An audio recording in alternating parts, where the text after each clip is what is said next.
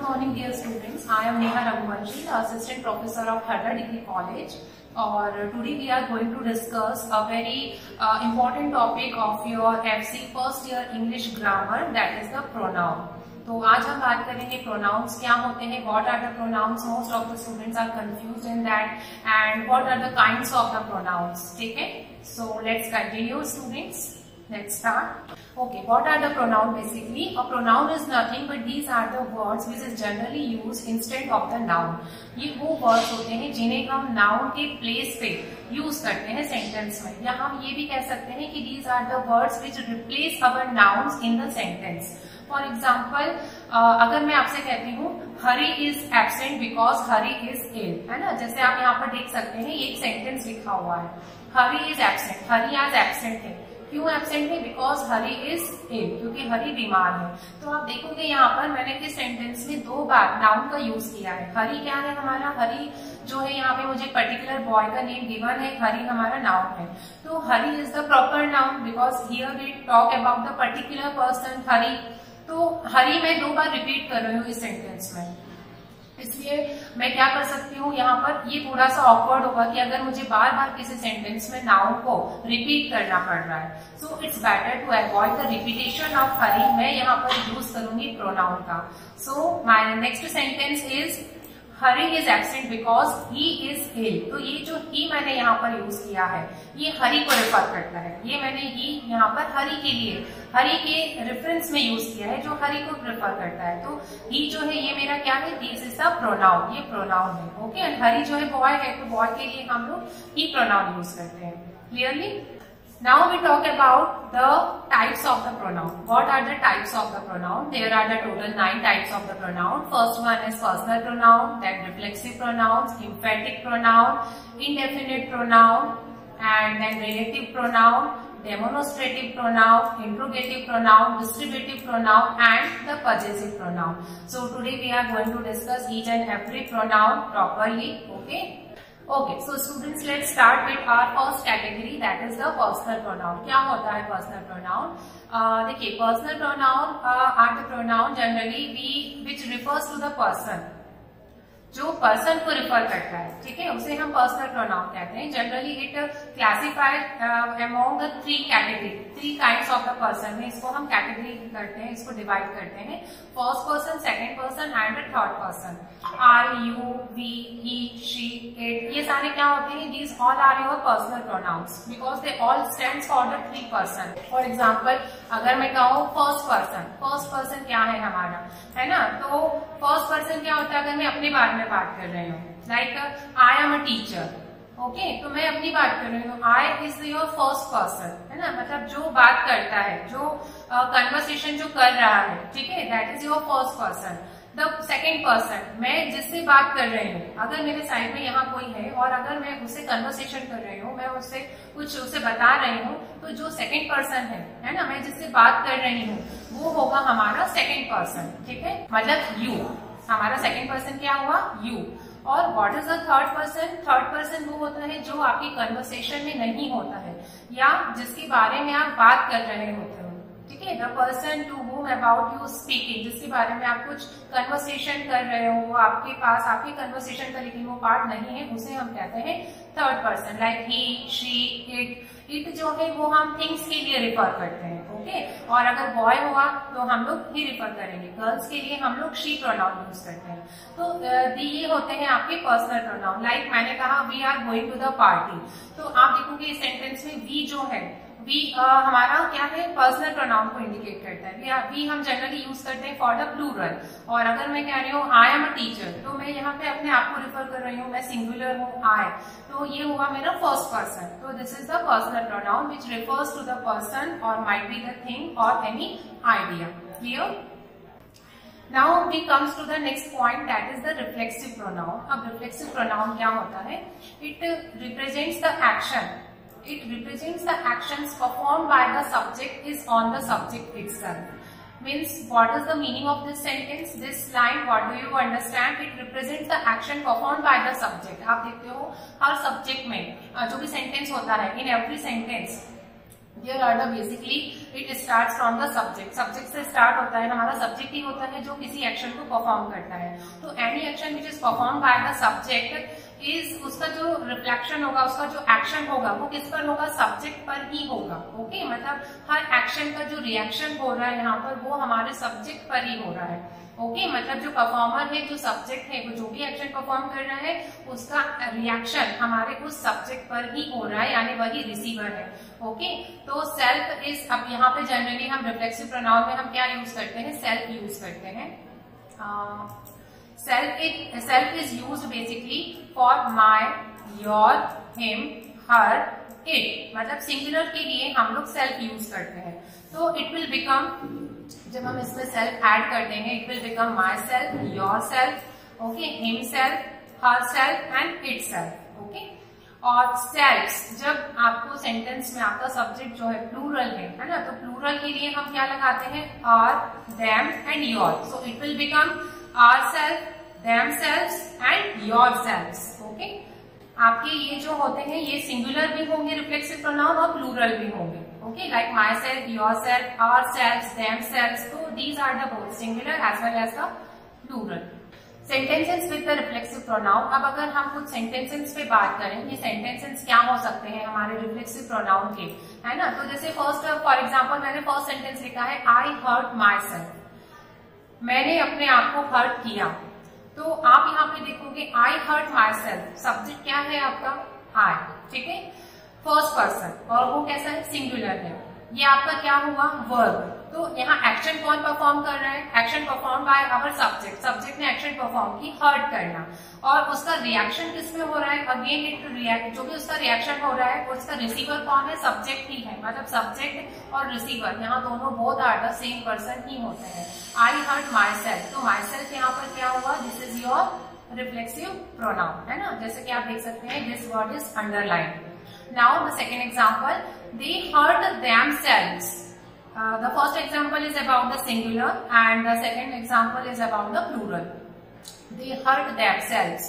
तो they जो है हमारा, ये जो subject है, this denote the plural, ये plural को denote करता है. hurt themselves, तो यहाँ पर भी एक्शन कौन परफॉर्म कर रहा है, हमारा सब्जेक्ट ही परफॉर्म कर रहा है, और उसका रिएक्शन भी हमारा सब्जेक्ट पर ही हो रहा है. मतलब रिसीवर भी सब्जेक्ट ही है. इन दैट केस यहाँ पे रिफ्लेक्सिव प्रोनाउन क्या हो जाएगा, themselves. आपका जो themselves है ये आपका रिफ्लेक्सिव प्रोनाउन है. Clear. Now we come to the next topic. इसी में जो नेक्स्ट कैटेगरी है हमारी, that is the emphatic pronoun. What is the emphatic pronoun basically? An emphatic pronoun is that which is used to add the emphasis to the subject of the sentence. What did I said, students? An emphatic pronoun हमारे वो होते हैं जो हम इसमें क्या करते हैं, emphasis करते हैं. emphasis on the subject of the sentence. मतलब हमारे सब्जेक्ट का जो, हमारे सेंटेंस का जो सब्जेक्ट होता है, हम उस पर ज्यादा फोर्स करते हैं, उसको बहुत ज्यादा एम्फेसाइज करते हैं. ओके, ये भी आपके रिफ्लेक्सिव प्रोनाउन अगर हम देखें उसमें भी हम लोग सेल्फ यूज कर रहे थे. तो यहाँ भी self is added to my, your, him, her and it. हम यहाँ पर भी सेल्फ वर्ड हम ऐड करते हैं. It is generally use for the my, then it will become my self. अगर हम योर में ऐड करेंगे so it will become your self. Okay, likewise him self, her self and it. और self हम use करते हैं in the sense of the plural, plural के sense में. अगर आपका सब्जेक्ट प्लूरल है then it will be them, your and our. So it will become our selves, your selves and them selves. Clear. ये भी आपके सिंगुलर भी होते हैं और प्लूरल भी होते हैं. तो emphatic pronoun is also used for the singular and for the plural. अब आपने एम्फैटिक भी देखा और रिफ्लेक्सिव प्रोनाउन भी देखा. So one common question definitely arise in your mind कि what is the basic difference between the reflexive and the emphatic pronoun. क्योंकि दोनों ही प्रोनाउन लगभग हमें सिमिलर लग रहे हैं, सेम लग रहे हैं. So what is the basic difference? So here I am going to explain. देखिए, सबसे पहले हम बात करते हैं, first we talk about the reflexive pronoun. They are generally used, just 1 minute. They are generally used to as a object of the verb. ये जो होते हैं ये हमारे यूज होते हैं as a object of the verb. When the action performed by the subject is on itself. ये हम देख चुके हैं, जो भी एक्शन परफॉर्म होती है सब्जेक्ट पे, वो उसी पर ही उसका रिएक्शन होता है, सब्जेक्ट पर ही परफॉर्म होती है. The subject and the object of the sentence are the same person. यहाँ पे रिफ्लेक्सिव प्रोनाउन में जो सब्जेक्ट है आपका, सब्जेक्ट और ऑब्जेक्ट ये दोनों ही आपके सेम पर्सन होते हैं. So what is the structure? Structure क्या होगा हमारा रिफ्लेक्सिव प्रोनाउन का? सब्जेक्ट देन वर्ब, है ना, जो भी एक्शन हमारा सब्जेक्ट परफॉर्म कर रहा है, एंड देन योर ऑब्जेक्ट। किसी भी सेंटेंस में मेनली हमारे 3 ही पार्ट्स में हमारा सेंटेंस डिवाइड होता है। तो वर्ब की बात है कि first line is very very important. ये वाली जो लाइन है जिसको मैंने हाईलाइट किया है यहाँ पे, they are use as a object of the verb. Reflexive pronoun हमारे सेंटेंस में कैसे यूज होते हैं?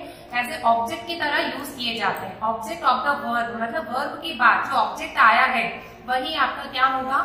Reflexive pronoun. Let's take an example. इसका हम एक एग्जाम्पल लेते हैं तो आपको और ज्यादा क्लियर हो जाएगा। ओके, ये स्लाइड अभी मैं आपको ये एक्सप्लेन करती हूँ, ठीक है। पहले हम इसका एक एग्जाम्पल देख लेते हैं। सी, आई हर्ट माई सेल्फ, है ना। जैसे अगर मैंने ये एग्जाम्पल लिया है आई हर्ट माई सेल्फ, यही हमारा सेम एग्जाम्पल मैंने यहाँ पर भी कंटिन्यू किया है, आपके लिए नया नहीं लिया है, सेम एग्जाम्पल है, तो it will be easy to understand. देखिए, आई आपका सब्जेक्ट हो गया, हर्ट आपका मेन आपका वर्ब हो गया, एक्शन हो गया जो आप परफॉर्म कर रहे हैं, है ना, और माई सेल्फ ये क्या हुआ? आई हर्ट माई सेल्फ, तो ये आपका क्या हुआ? यहाँ पे ऑब्जेक्ट हुआ, ठीक है। आपने अपने आप को हर्ट किया। My self is use as a object of the verb, मतलब ये यहाँ पे ऑब्जेक्ट की तरह यूज हो रहा है, वर्ब के बाद आ रहा है, तो ये आपका क्या हो जाएगा यहाँ पे? That is your reflexive pronoun. My self is use, this line is very very important. Next example, you hurt your self. Okay, you hurt your self, तुम अपने आप को हर्ट करते हो, तो your self is use as a object of the verb. ये आपका subject हुआ, then this is your verb, और वर्ब के बाद आप देखोगे ये जो है your self, this is your reflexive pronoun.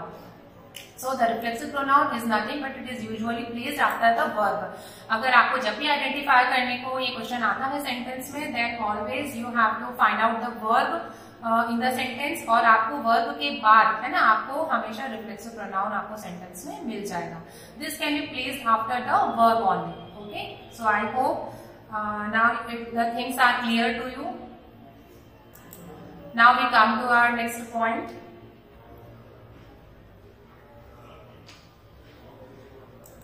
अब मैं थोड़ा सा बैक जाती हूँ।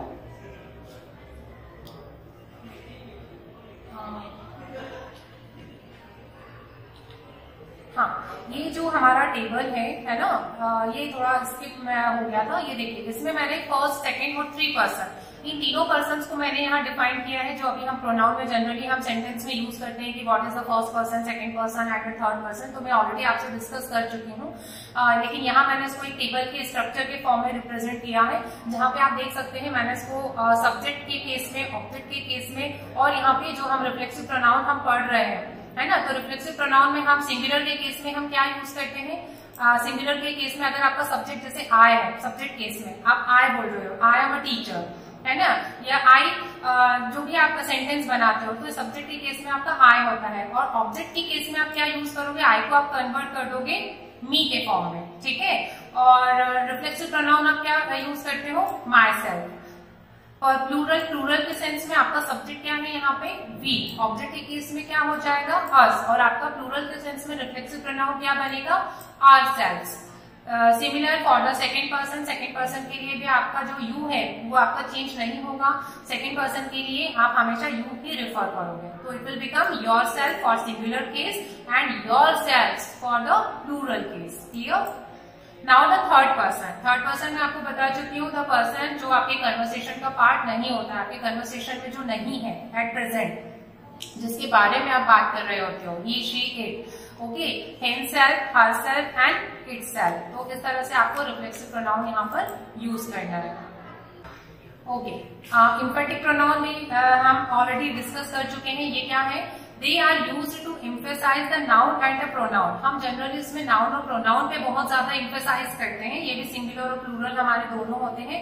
And the emphatic pronoun is usually placed. हमारे जो emphatic pronoun होता है ये usually placed after the noun and pronoun in the sentence, है ना। ये हम जनरली कब यूज करते हैं? after the noun and pronoun, and it emphasize on the subject of the sentence. अभी हम इसका एग्जाम्पल देखते हैं। Just look at the example, then the things will be more clear to you. And these can be placed after the object. मतलब कुछ rare cases में आपको according to the situations of the sentence, ये हमेशा, मतलब हमेशा नहीं कहूंगी मैं, लेकिन अकॉर्डिंग टू द सेंटेंस के हिसाब से sometimes they can be placed after the object. Object के बाद भी प्लेस्ड होते हैं। Let's take an example. मतलब आप यहाँ देखोगे हम सब्जेक्ट पे ज्यादा फोकस कर रहे हैं, उससे ज्यादा हम एम्फसाइज कर रहे हैं। आई सॉ हिम, है ना, ये मैंने एक एग्जांपल लिया है एम्फेटिक प्रोनाउन का ही। I my self saw him, I my self saw him. तो I, what is the I here, this is your subject. Myself saw him, तो सॉ आपका क्या हो गया, एक्शन क्या हो गया यहाँ पे, देखना, है ना, तो ये आपका वर्ब हो गया। और हिम क्या है यहाँ पे, आपका ऑब्जेक्ट हो गया। लेकिन हमारा जो एम्फेसाइज है, हम जिसे एम्फेसाइज कर रहे हैं, दैट इज अ सब्जेक्ट। मैंने अपने आप से, मैंने खुद से उसे देखा। Okay, I my self saw him, मतलब मैंने खुद से उसे देखा। तो you emphasize on subject I. तो my self is your emphatic pronoun, तो my self is your emphatic pronoun. Second example, she herself said this, she herself said this, उसने अपने आप से, उसने खुद ने ऐसा कहा, है ना। तो शी हरसेल्फ सेड दिस, तो हरसेल्फ पे हमारा जो एम्फेसाइज है, हम ज्यादा फोर्स दे रहे हैं, बहुत ज्यादा बल दे रहे हैं सब्जेक्ट पे, तो हरसेल्फ यहाँ पर क्या होगा, एम्फेटिक प्रोनाउन। तो जनरली द एम्फेटिक प्रोनाउन जो है आपका, ये बेसिक डिफरेंस है जो मैंने आपसे डिस्कस किया between the reflexive pronoun and emphatic pronoun. And I already told you the emphatic pronoun is usually placed after the noun and the pronoun. Noun और pronoun के बाद ही आपके ये जनरली प्लेस होते हैं। जैसे आप यहाँ देखेंगे, I आपका प्रोनाउन हो गया, ठीक है, यहाँ पर she भी आपका प्रोनाउन है, और उसके बाद ही हमें यहाँ पर emphatic pronoun का यूज किया है। And but in the some cases it is generally placed after the object also. I saw the president himself. I saw the, I आपका सब्जेक्ट हुआ, saw आपका वर्ब हुआ, है ना। प्रेसिडेंट क्या है यहाँ पे, ऑब्जेक्ट आया है, दिस इज योर ऑब्जेक्ट। तो ऑब्जेक्ट के बाद आप देखोगे himself, I saw the president himself. Okay, तो ये क्या है यहाँ पे, this is your emphatic pronoun, जो ऑब्जेक्ट के बाद हमने यूज किया है। Clear? Now I think you have understood the difference between the reflexive pronoun and the emphatic pronoun. Okay, अब देखिए यहाँ मैंने वन मोर एग्जाम्पल लिया है, I cut my self, I cut my self. तो ये जो माई सेल्फ है, ये क्या आ रहा है, वर्ब के बाद आ रहा है, and here it is used as a object, object of the verb. This is your verb, this is your subject, and हम यहाँ पे इसे यूज कर रहे हैं as a object of the verb, ठीक है। तो this is your reflexive pronoun. And I my self cut the cake, similar sentence को मैं इस वे में भी लिख सकती हूँ, बट यहाँ पे मैं क्या कर रही हूँ, I my self cut the cake, मैंने अपने आप से, मैंने खुद से केक कट किया। क्लियर? तो यहाँ पे मेरा जो एम्फेसाइज है, मैं ज्यादा एम्फेसाइज सब्जेक्ट पे कर रही हूँ, I my self. This is your emphatic pronoun, this is the basic sentence, one sentence which we can be write in the both different way.